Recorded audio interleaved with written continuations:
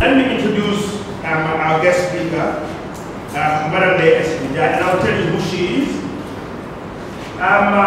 Ndey Isatou Njie was the Chief Water, Energy and Capacity Development Branch Division for Sustainable Development called UNDESE. So she worked for the UNDP. She's got 40 years experience in sustainable development, mainly in Africa, with proven leadership, team building, partnerships, advocacy, and presentation skills. Have continuously demonstrated the ability to build consensus and find solutions, and in this regard, served as chairperson for a number of international committees which address issues of leadership, tertiary education, technical reform, TVET, and natural resources management. Extensive experience in institution building and demonstrated skills in administration and management over the last 40 years as administrator, division chief, and head of department in the government of the Gambia and the United Nations system. Responsible for setting up and management of the Gambia National Environment Agency and serving as its first executive director, and the coordinator of Capacity 21 and Capacity 2015 Regional Coordination Mechanism for Africa, served as the chief of the Water, Energy and Capacity Development Branch in the Division of Sustainable Development, and assisted a number of countries to prepare for the Rio +20 and subsequently in the negotiations for the 2030 Agenda for Sustainable Development, and serving as Secretary of UN Water, the coordination mechanism for the water in the UN system. So that's our guest speaker today, and we're proud to have her.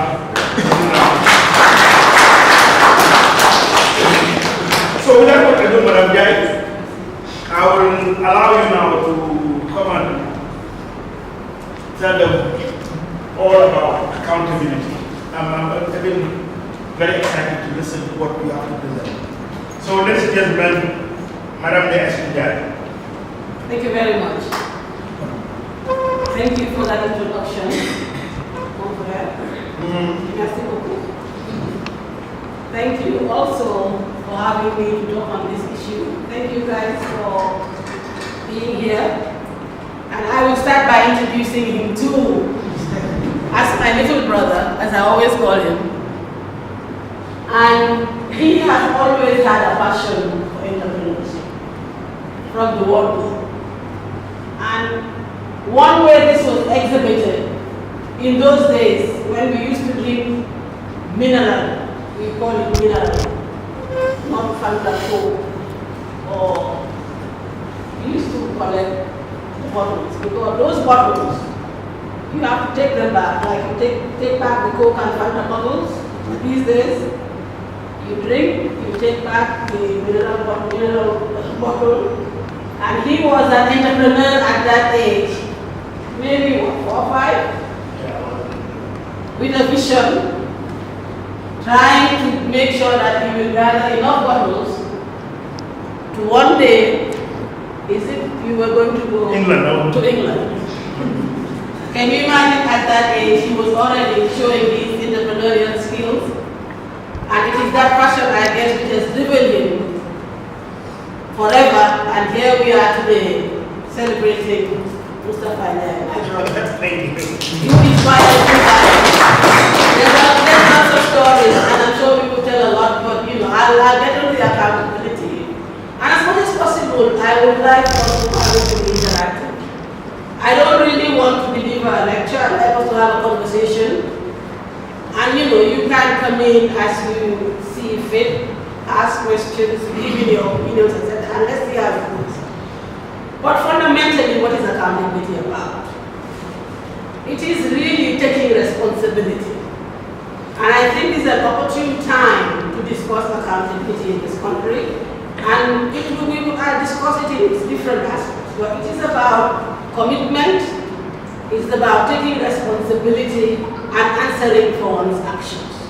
And I think we really have to look at it from that perspective to have an honest discussion on accountability.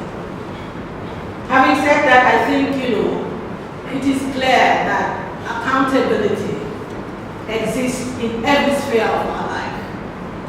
We started with a prayer, and if you look at our faith, embedded in whatever faith you have is the issue of accountability. You do good, you go to heaven. You do whatever, you go elsewhere. There's quite a few stories around that, but it is basically about responsibility. And if you look at it, if you are not Muslim or Christian, you are something else. You talk about karma. You talk about, in our cultural circles, you do good, you get good. Even if you are a techie, garbage in, garbage out. It's all about accountability. And it is that which governs us and our ethics. And it is about our morals and how these principles make us who we are. And I think this is at the center of the discussions that we're going to have today. How we look at accountability, not from the perspective of holding others accountable, but how do we look at self-accountability? Because central to the debate is how we hold ourselves accountable, how we conduct ourselves when nobody is looking, when there is nobody to say do this, do that, how we are honest enough to say this is who I am, this is what I do, this is what it's all about. If we deal with self-accountability, then we will deal with accountability in its different aspects. We will take a little bit of a look at accountability within the teams that we work with, within the institutions where we are. Also, look at it from a political and social perspective, which is a hot potato in the Gambia now. But really, having at the center of that self-accountability, because that is what will drive the other accountabilities. We are who we are, and we, as we develop, as we multiply, as we form different entities and conglomerations, at the center of it is the person and that self, and what we do and how we see ourselves is, at the end of the day, I think, most important. Is at the end of the day the most important thing. I know that in these lecture series, you have quite a lot of these values to be discussed, and some of them have been discussed. And these values, honesty, integrity, punctuality, whatever, these are what form the framework for measuring your accountability. And I will come to that. How do you look at your self-accountability? What does that entail? Let me start in doing so, in looking at self-accountability. Let me look at 2, 3 or so things related to self-accountability. The first is our actions and the choices we make.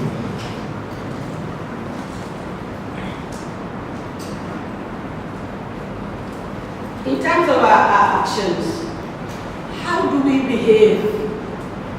What sort of manners do we have? How does this relate to us and other people? The way we behave with people, whether we are respectful, whether in dealing with people, we give a realization to them as to what they are worth. How do we carry ourselves? People perceive us, people see us in the way in which we carry ourselves. We are polite, they are polite back to us. We are rude, they are rude to us. We are basically warm and welcoming, they are warm and welcoming. Even a little child reacts in the very way in which we portray ourselves.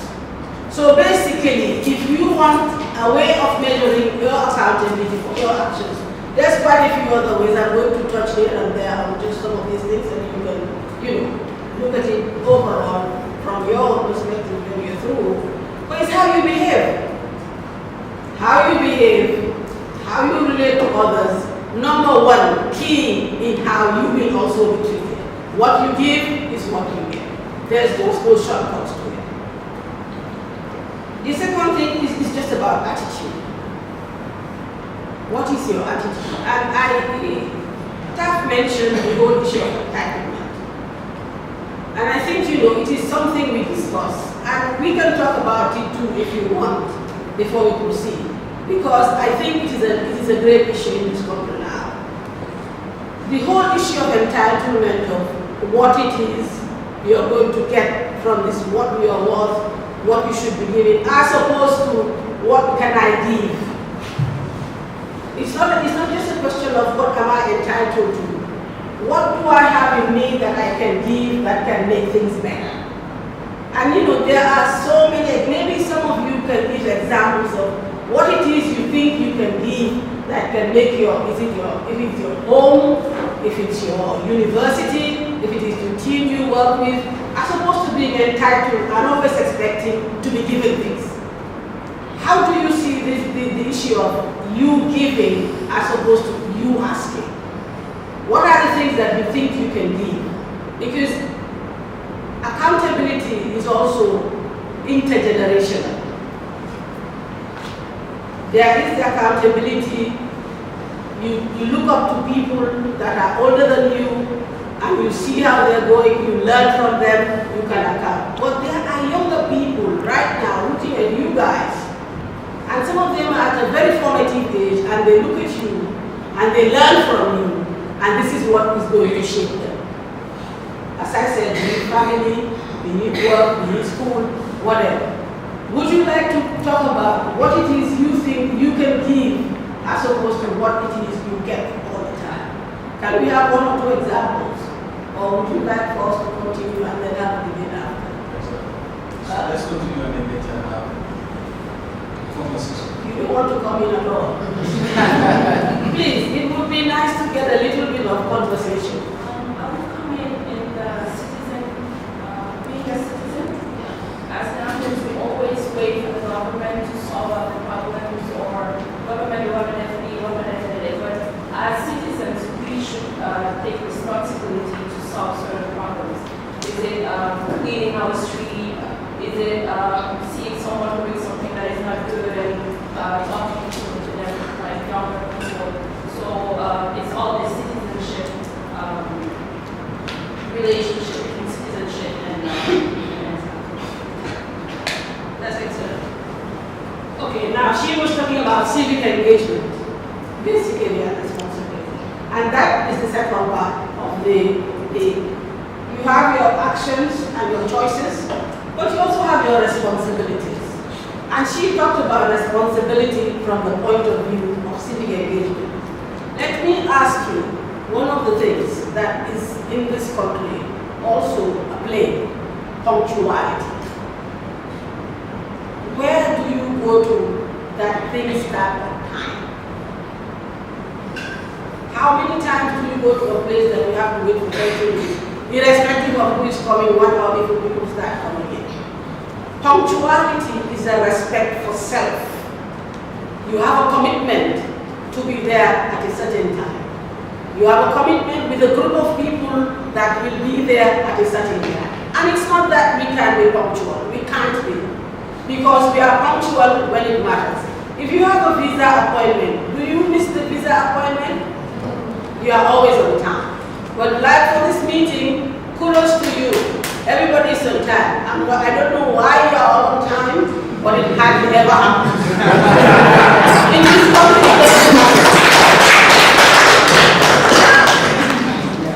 it does not happen at all.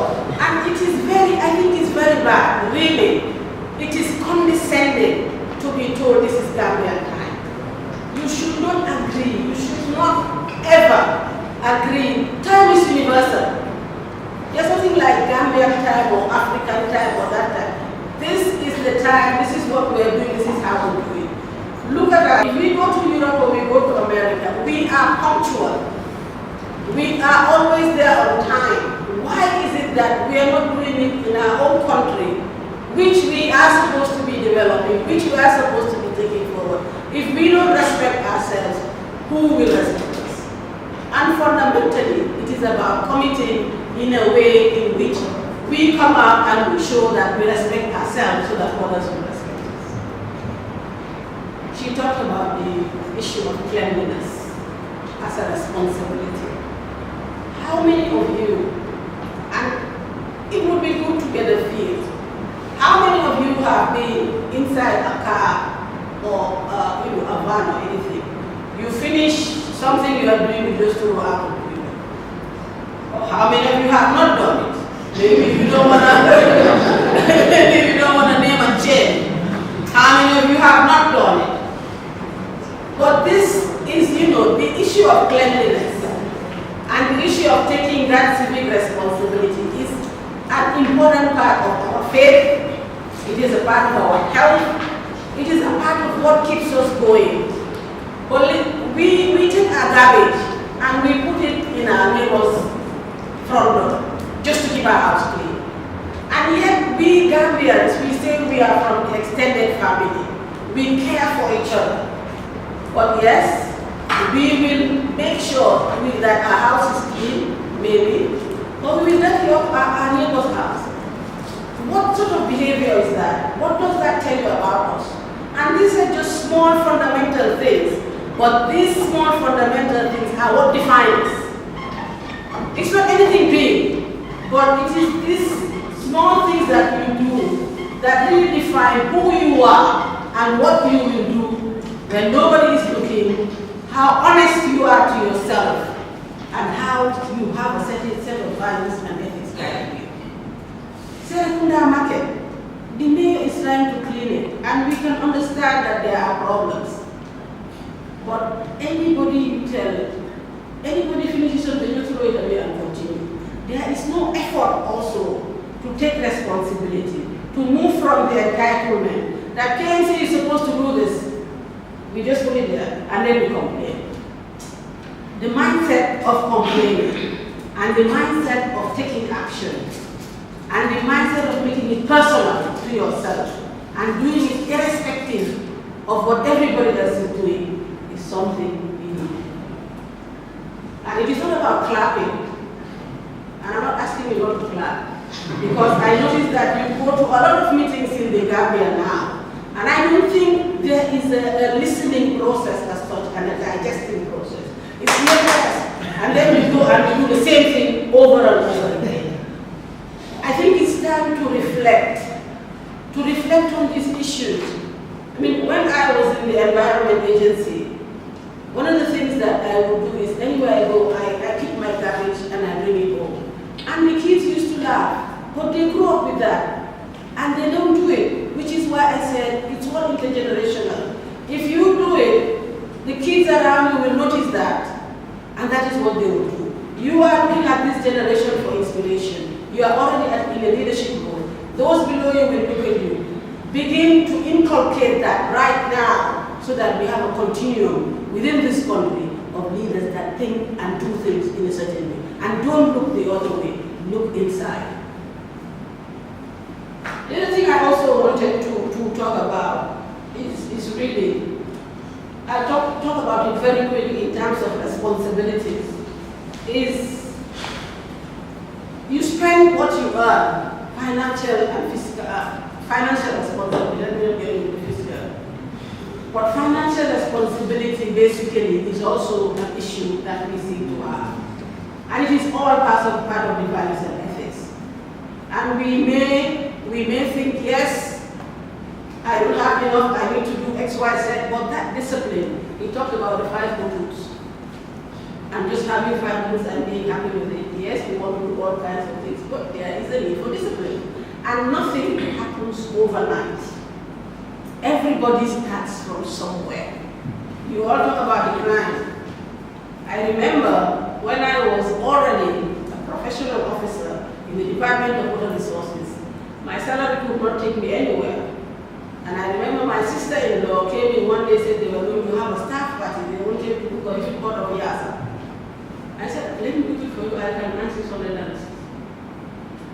when you don't want to do this, let me do it. I get $600. But it is money I earn and I can spend, and nobody gave it to me, and I didn't look at anybody to complain X, Y, Z. We need to get into that mode. What can I do? It is only in Gambia that you see young people not looking for how can I make extra money? How can I get extra resources? The attire, drinking, and everything else that is related and just sitting seems to be our honor for moving forward. Anywhere else you go, there's a cry. People are crying. And I'm not being sexist, but I will commend the ladies. You see them doing all kinds of things. Don't clap. But this is true. And we need to get into that mode. I mean, you go anywhere, they have even small gardens in their backyards, just trying to do something. And I think, really, Senegal next door, I make a point of duty. Anything I buy in the street, Mara, car, anything, I ask, where are you from? So, Jobel, I swear to God, I am still to see somebody who tells me I'm from the Gambia. Why? Can we look inside and ask ourselves these questions? Can we hold ourselves accountable for these issues? Can we have these discussions amongst ourselves? As leaders, and you are not young leaders, you are already leaders. Some of you, I'm sure, are married with kids. Yeah? You are leaders in your own right. So look inside, look at it that way, and begin to see how you want to make a change. I don't want to sound, like it's a cliche. Be the change you want to see or whatever. But think about how it is you want to change this. In terms of working in teams, I wanted to highlight about 4 or 5 things about accountability that we need to take into account, that I am sure is part of the lectures. And this lecture in itself is about leadership. The series is about leadership and the role of leadership in accountability, especially in running teams and managing results and looking to see what impact you can have. The other thing that I also want to discuss is devolution of authority and empowerment within teams, within institutions, in order to build that critical mass of capacity, confidence, and ownership to be able to do what one needs to do. Thirdly is just creating a neutral space and being fair where we work so that everybody feels a sense of belonging and wants to do something where we work. Because some of you may be working, some of you will soon be working, some of you will be employing people. So being able to deal with accountability within that context, I think, is really important. And it starts with self, and it is with that self that you carry there. And there will be quite a few people that will come in from different areas. But basically, how you manage that is going to be key. The other thing is just, I think, what is the strategy that you have, that you are focusing on to move forward, and what are your goals? You will have personal goals, as we have said, but they are professional goals. And there's the goals of the institution. How do you bring people together? And how do you hold people accountable for that strategy? And again, the whole issue of lifelong learning. Not stopping and learning once you have just completed university, but recognizing that learning is for life. And being open-minded enough to be able to learn as you go along in life. That is a recipe for success. There has to be that open-mindedness to it that will be able to go forward. And of course, performance management, within which you begin to look at how are people, give the means whereby you measure people's accountability.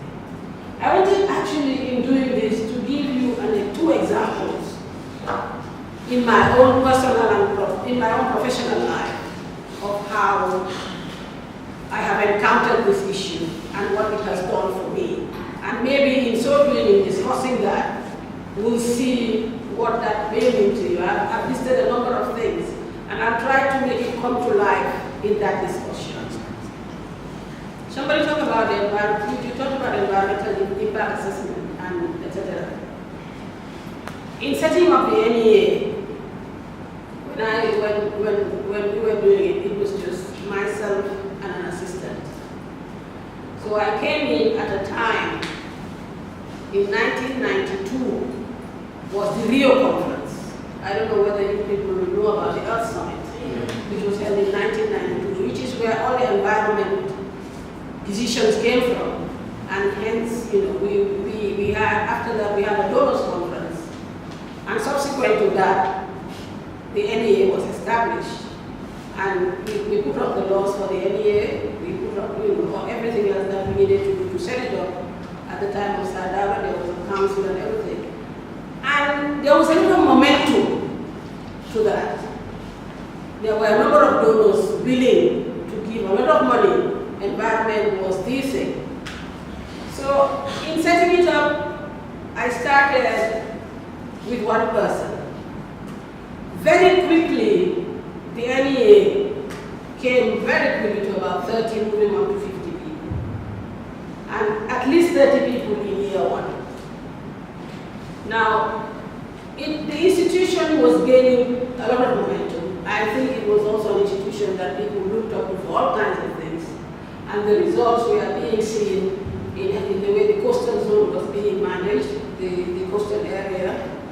It was also being seen in the set of regulations related to impact assessment for pollution control, the pesticides and chemicals, global warming, and the regulation system. I just want to speak to that to give you a sense of what the goals were, what the strategy was, and what the results were that one was looking for.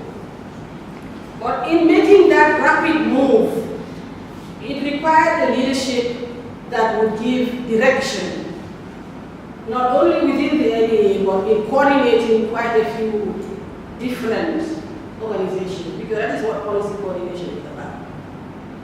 At the end of year one, I said, okay, let's do our performance evaluations. And basically went through the performance evaluation with all the staff based on goals that we had report. When we finished, they turned to me and said, we need to evaluate you. And I said, okay, go ahead. And I have to tell you, when they came with their evaluation, I was in shock. I was in shock because I thought we were doing a wonderful job. I thought that the NEA was performing, and they didn't doubt that. And what they said was, yes, the NEA is performing, yes, we're doing X, Y, Z, but we don't have ownership of this agenda. This is your agenda. We are implementing your own thoughts and your strategy, etc. We would like to be part of that policy consultative decision-making process that will make us have ownership. You are behaving very much, some of them say you are behaving like Margaret Thatcher, and it was hurtful in a way, because I had to learn. I had to learn and look at what does this mean? If I want this to succeed, I took a step back and said, okay, how do we do this? And basically it ended up in us looking at how do they want to be given responsibility? What do they want to do with that? And how should we be judged? How should they be judged based on that?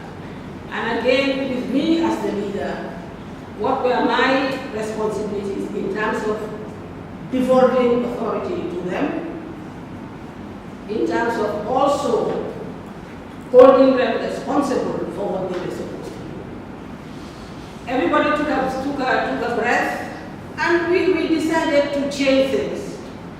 And I think, it was a pivotal moment in setting up the NEA, in giving responsibility to the staff, in trusting them, building that trust between us, and in making sure that in going forward, we went forward as a team and not as an individual that was taking people along. It basically shaped my thinking and helped me in the future in how to work together as a group.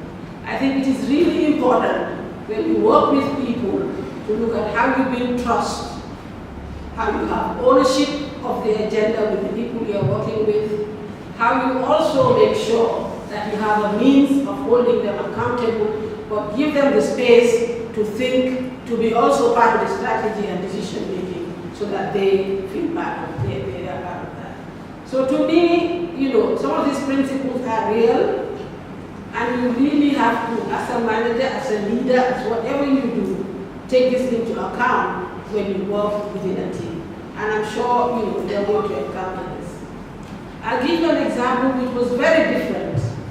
And this is, you know, working in my last job, where basically accountability was key, but somehow it was a process where everybody did very well, irrespective of whether they work hard or not. That was the culture. And it's a very tough culture to deal with because some people work very hard, some people don't work at all, but everybody gets the same type of, you know, performance evaluation. And I had a situation where I had to deal with somebody that basically was not working. It wasn't a popular decision. I paid for it because there was a culture of silence around the institution about that. But the team in itself appreciated the fact that they were appreciated. And the fact that what they were doing was recognized, and that you just cannot come and go, and it's the same whether you do this or that. And it really meant that we developed a family. There are consequences. I had to pay in certain ways for doing that, especially to my supervisors, because there's a culture, as I said, of silence around it. But accountability is not easy. It is something that, as I have said earlier, you look into yourself. You look into what you can live with. You're really honest to yourself, and you make those decisions based on that. And they may not be popular, by the way, they may not work for you, but at the end of the day, whether you are in a team or whether you have to be able to look at yourself and say, I did the right thing. So I wanted to give those two examples as it relates to leadership, devolution of authority, just being fair, and the issue of strategy and goals, and looking at performance management. So let's take more contributions. It's 1:30. I think we can go all the way up to maybe about a quarter to 15 minutes, still from the ground, from the floor. Then we'll allow you to sum up 5-10 minutes. Then we wrap up before our prayers. Go. Yes, madam. Thank you very much. Yeah. I have a contribution one, and also a question for madam. Okay. Okay, first of all, I'll start with the contribution. I think accountability at times, sometimes it has to do with honesty, and sometimes we are afraid to hold ourselves accountable, like Fajan said. Like, take for instance, when you go to our rooms, you will do something wrong, or maybe you're bully kid, or you're two in the house, you do something wrong, or you break something, and maybe even if people don't ask you, know that you are the one responsible and you are the one who's supposed to be held accountable. But because you are being afraid, or because of situations around you, decide to tell a lie. So it all has to do with honesty as well. So growing up in that kind of an environment and going out in that aspect, or with that notion, or with that mindset, at times you continue to do certain things. And even if you're asked, or if you are being held accountable, you try to deny, or try to defend, or try to take the blame and give it to someone else. Okay, aside that, I have a question for madam. If I get you right, during the presentation, you said that you once worked with someone who was being lazy or who didn't work to expectation. But you tried to cover up for that individual, right? I did not. Oh, okay, you did not. The individual was being covered for a number of years. Oh, okay. And I decided not to cover up for the individual. But institutions are complex. That's what I'm trying to say. And you will get into complex institutions. And I paid a price for not covering up for her, basically. Okay. But my team that I work with, we continued to work very well because they saw their worth and they saw that, you know, they were being recognized for what they were doing in a very fair and transparent manner. Thank you very much. I thought you said you covered up. Oh, no, I didn't cover up. That is a personal choice that you will have to make. Okay, all right, go ahead.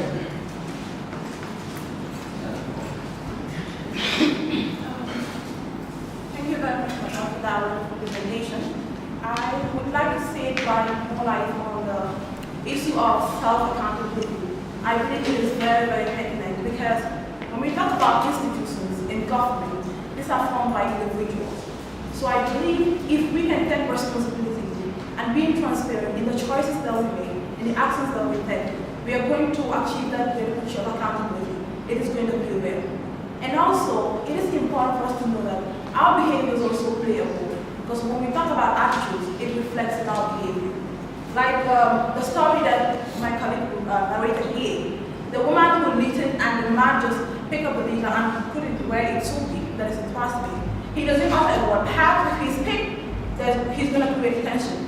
But the actions that he did, the people around saw that action and they know that it was good. So behavior also counts a lot because it teaches people, without saying the words, they know the right thing that they have to do. Great. Yes, your hand was up. You had your hand. Go ahead. Thank you. For a moment I thought I wouldn't speak. It's very easy for us, young people, we talk a lot. And that is alluded to the fact that everyone at your age is very critical about social media because basically that's where we run to whenever we have issues. And I think we talk more than we walk.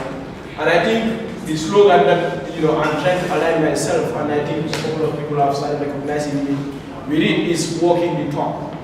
We have to move away from just talking into walking it. We have the notion that government should do everything, and it's not going to happen. It doesn't happen anywhere.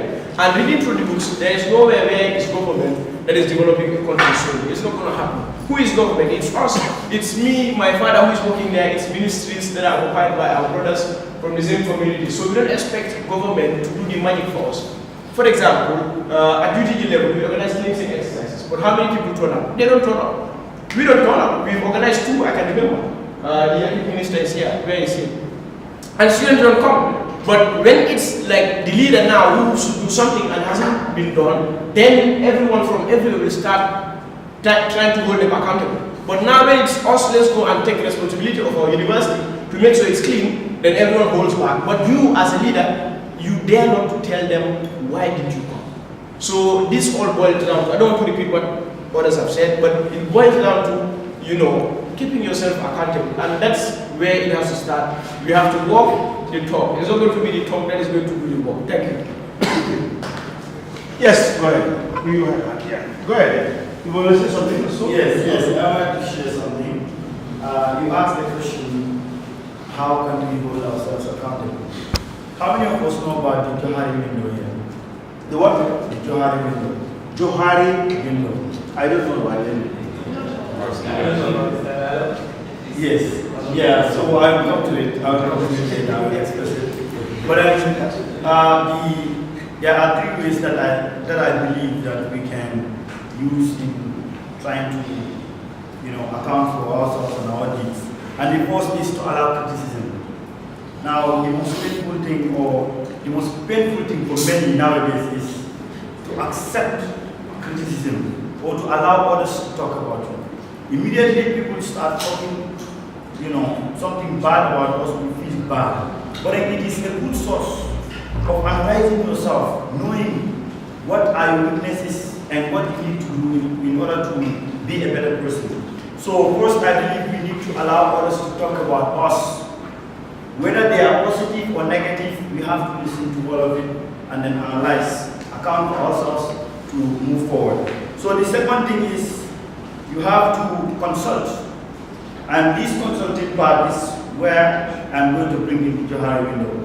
There are those things that you know about yourself that others don't know. There are those things that you know about yourself that everyone knows. He calls it the known area. But then there are those that you know about yourself that others don't know. He calls it the hidden area. People don't know about you, but then you know it yourself that this is what is happening. And there are those things that people know about you and you don't know. And he calls it the blind area. So those blind areas, it is only outsiders that can actually tell you what they are. And there are those that you don't know and others don't know too, and they exist. But usually they are hidden skills in you, and they usually come on the way. You might not know that you are good at it, but one day it just comes by. So that is the area of unknown activity. So you have to allow people to, make certain statements, or to always make statements about you being good or not. And you also have to consult to know what your weaknesses are. That is actually your SWOT, SWOT, your strength, and your weaknesses. Yeah, your threats and opportunities. So you have to allow them, to, actually say. So the three things are: you should allow criticism, and you should also consult. And you as a person, you should always analyze from what is being said to you, what is your behavior, and how are you working towards, making yourself better. So these are the three things that I believe that we can all work towards. Make sure that we allow criticism, criticize ourselves, and also consult others in order to make ourselves better. Thank you. Can you please just write it on the board? I think I find it very interesting. Yeah. Let's put one. Let's write it there, so we can research it. Yeah. So why is this writing? Because Johari window, is it? No, bold. Remember the people I mentioned. Spell it for me. Let me write it. You think you are writing on the board? T. No, J. J. O. H. A. R. I. Johari window. Yes. Can I write the window? Window, as in the not window like this. Okay, the box timing. But we can Google this one. Okay, So I think we like to do some research on it. Yeah. And then So that's actually very, very important. If you go to So I would advise that, can you make a post on the group? Yeah. About what you have said. I think I find it very interesting. No problem. So please just make a post, summarize it, put it in the group. But also, it's good to Google it up and do a research on Johari window. Okay? Thank you. Yes, please, go ahead. Thank you so much for that. And I think just to elaborate on the issue of accountability, we live in a generation where every aspect of our lives is accountable. So our actions, what we do, our behavior will really have an impact on the outcome we are going to get in the future. And when you look at the current model of leadership, that's futuristic leadership, it has less to do with an idealized model of leadership and it's more about the practical ability to navigate, energizing yourself and others, to making a positive impact in your lives and in the lives of those people you are dealing as well. So you taking the responsibility and being accountable with your deeds, it's automatically going to make a positive impact in your lives and in the lives of those people. And I think this is where Martin Luther King Jr. got it right. He said, I will never be what I ought to be until you go what you ought to be, and you will never be what you ought to be until I ought to be what I ought to be. And this is the integrated structure of our humanity. So being honest to yourself, being accountable, and acting with integrity and honesty is simply when you do that, automatically you are energizing yourself, making a positive impact in your life, especially those you do. Thank you so much.